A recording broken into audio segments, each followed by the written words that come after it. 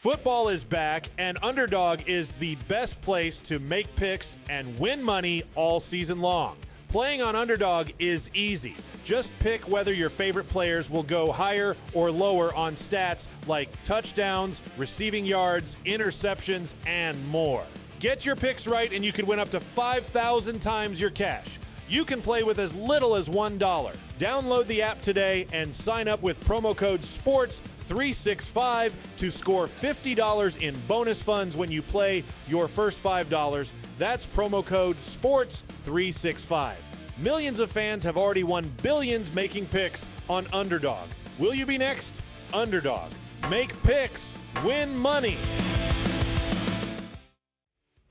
Must be 18 and up, 19 and up in Alabama, Nebraska, 19 and up, and in Colorado for some games, 21 and up in Arizona, Massachusetts, and Virginia, and must be present in a state where Underdog Fantasy operates. Terms apply. Offer not valid in Maryland, Michigan, Ohio, and Pennsylvania. Concerned with your play? Call 1-800-GAMBLER or visit ncpgambling.org. In New York, call the 24/7 Hope line at 1-8778-HOPE-NY or text HOPE-NY. That's 467-369. See assets.underdogfantasy.com/web/play and get terms _DFS_.html for details. Welcome into Paul Catalina's Top 5, brought to you by Flag Anthem. Go to flagandanthem.com. Use our promo code 365sports for a discount at checkout. I don't know if you heard about this, but James Franklin out after 12 years at Penn State. So let's dive right in to the top 5 candidates that they have. Number 5, Brian Kelly. And here's why I say this. He's a good coach. He is not yet a great coach. He does things, though, that James Franklin hasn't. He has won big games. He finally won his first big opening week game. Now, there are things that I would change about Brian Kelly that I know that LSU fans would change about Brian Kelly because I spend every single day with one, and I know intimately what they want. And I'll say this, Brian Kelly is a far better fit at Penn State than he ever was at LSU. He's from that region of the country. He doesn't have to pretend he's from a different region of the country. There's a lot of different things that he can do there. It would not surprise me if he winds up a candidate as they get down the line, because I'm sure he can feel the tension and the culture clash in Baton Rouge. And this is the perfect Brian Kelly escape hatch. I don't think he'll be their first choice, but I definitely don't think he would be their last, given what he's accomplished in his career. Number 4, this is my actual favorite one of the whole bunch, which makes me think they're probably not going to do it because I'm never really right about these things. Number 4, Brent Key from Georgia Tech. He has taken a moribund Georgia Tech program and turned them into a locker room full of bloodthirsty, badass monsters. Look, are they a national championship contenders at Georgia Tech? Probably not. Are they playoff contenders? I think that they are. I think that they could very much find themselves in the ACC title game against Miami. And given the fact that they've beaten Miami in the past, very recently, twice the last 2 times they played them, they could find themselves in the playoff because he has changed the attitude there. Now, what's going to limit Brent Key at Georgia Tech is that Georgia Tech is a small school. It is a very elite academic institution. All these good things about Georgia Tech turn out to be minor hindrances to coaches.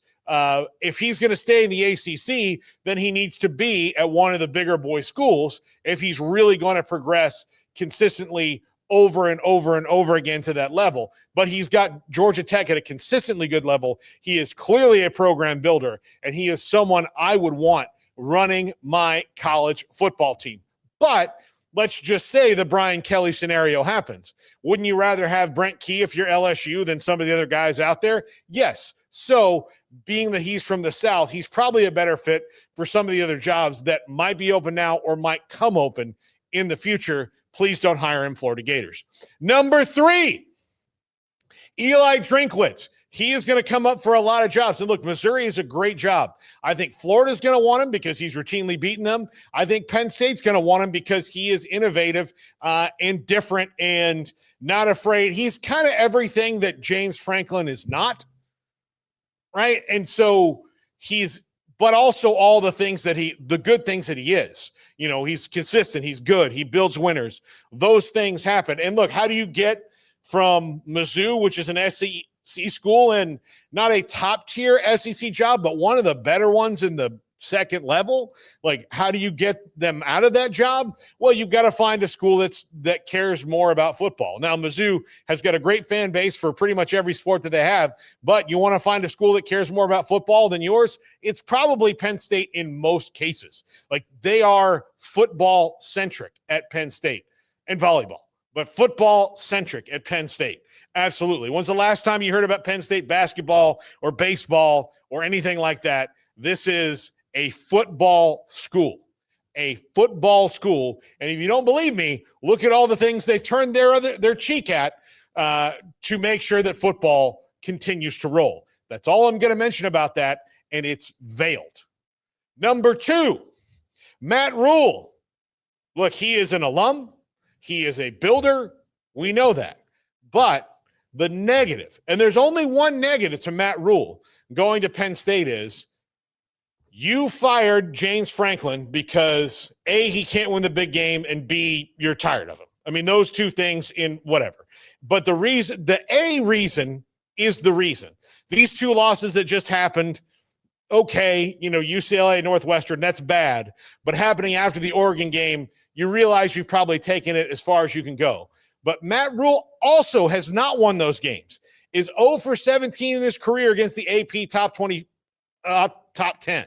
Okay, so he needs to win those big games as well. He hasn't proven that yet.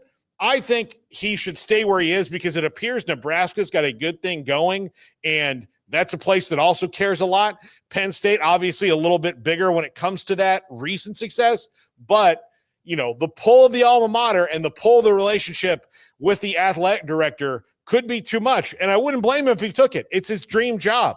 Why would you not want to be the head coach at Penn State if you were a walk-on linebacker there in the glory days? That is the job that I think could get Matt Rhule out of Nebraska. But the number 1 candidate, I think, is Curt Cignetti. Now, look, yes, he's 64 years old.